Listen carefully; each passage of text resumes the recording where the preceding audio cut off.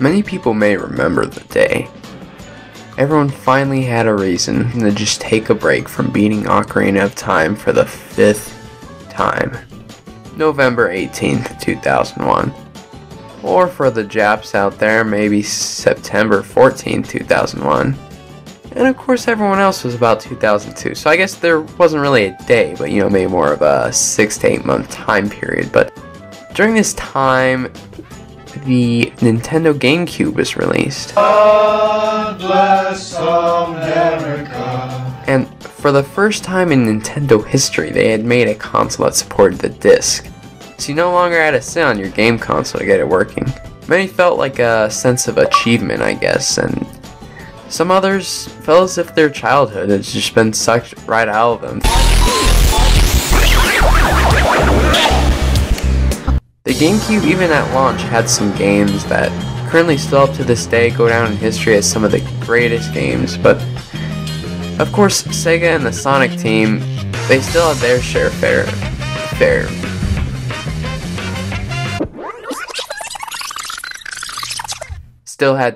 share of success. They may not have sold the highest grossing games, but they sold some games that pleased fans. That was really what they needed to do. And no, I'm not talking about the 2006 version of Sonic the Hedgehog. That wasn't even released for the GameCube, so don't even be like complaining or anything like that. Unfortunately though, a lot of traditional Sega fans started to lose interest. Really the only thing they really came to care about was the Sonic games. Like, some people thoroughly enjoyed the Sonic Adventure games, and some thought it was a steaming pile of trash. The only Sega game other than the Sonic games that really got any attention was Shadow the Hedgehog. And even then, only about half of the people that actually played it enjoyed the game. A lot of people thought that Sega was losing the quality that they had obtained from all the previous consoles. But if you looked at everything, if you closely analyzed it, you notice that they actually produced around that time some really good stuff, and the list really does build up. I could go into all the games they produced around that time, but the real purpose of this video is to talk about a single game. In my opinion, probably one of Sega's most underrated games. Some of you that bought the GameCube in its early days may remember receiving a small preview or demo disc or something that showed off a few games. One of those games was, well, Billy Hatcher. And no, not that guy. No, definitely not him. No! Billy Hatcher and the Giant Egg takes place in this fantasy world similar to some of the environments of some of the 3D Sonic games. It's a weird mix of happy and peace. So Pappy. The place where all these chickens are, it's called Morningland. I'm actually pretty sure this game has this deep sort of meaning, and really all these chickens are going to be sold to McDonald's, but that's another story. So one day, the little chicks and chickens, they're like chilling, and then this, I really don't even know how to explain it. It's just...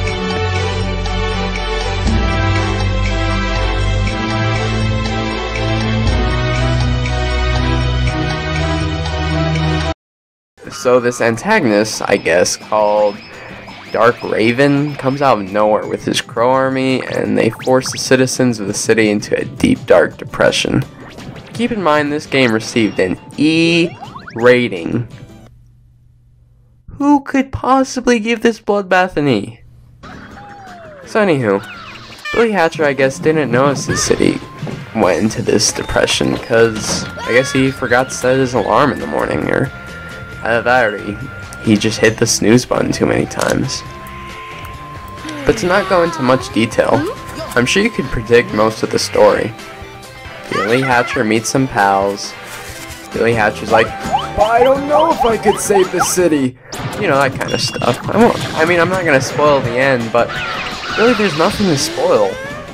Maybe, it just maybe someone really cares about the plot, but still, there's not really much to discuss as far as the plot goes. So, review. Ah, yes. Playing through this game, I personally had a lot of fun. I think the only problem I could ever run into were the controls.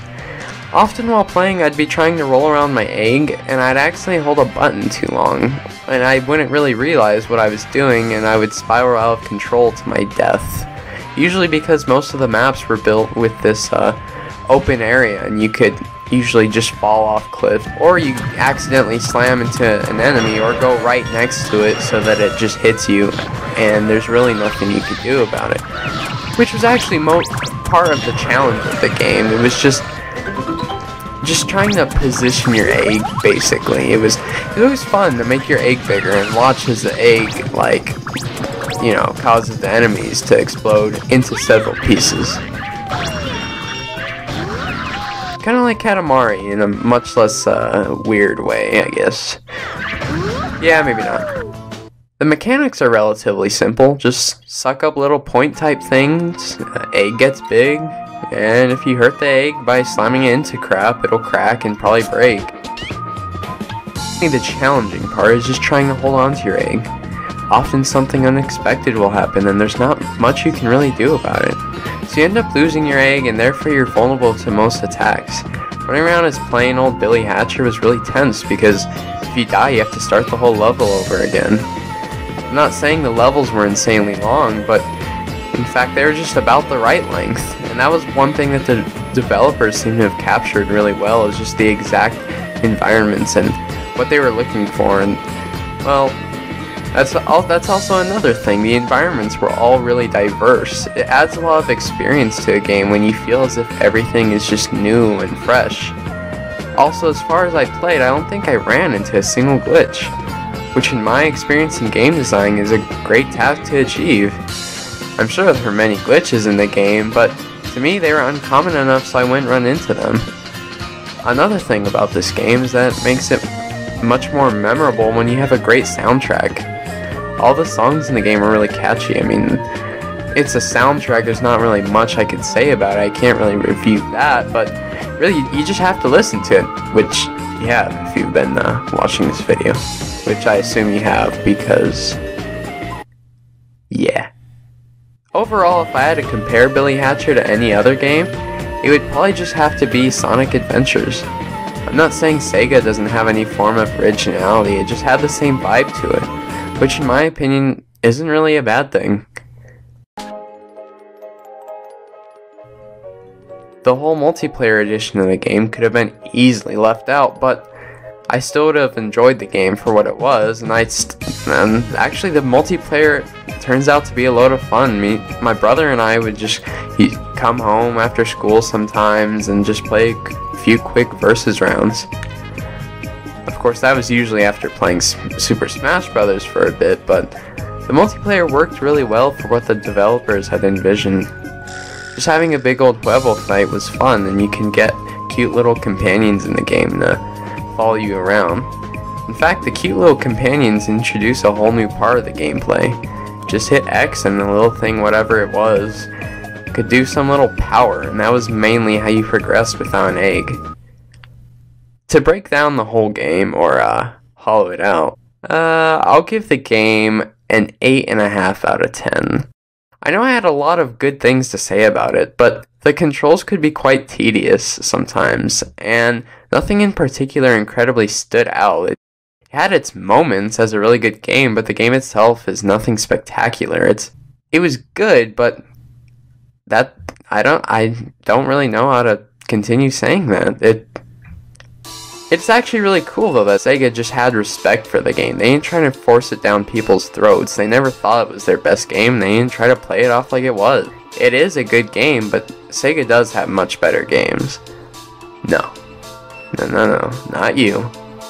Anyone that may have played or still plays Sonic and All-Stars Racing Transformed, you may remember the Billy Hatcher level, which actually brilliantly captured how most of the maps are designed in Billy Hatcher. Just, you know, a little reference, and it showed all the characters from the game, which that's a whole different review, but it was still cool. And another game called Sega Superstars that was released for the PS2. Also features Billy Hatcher as one of the game modes. Unfortunately though, not too many people really recognized the game in Sega Superstars, or just flat out Sega Superstars itself. Not saying Sega Superstars was the greatest game in the world. Well, it's been a joy. I'm Allcam, and I'm out of here.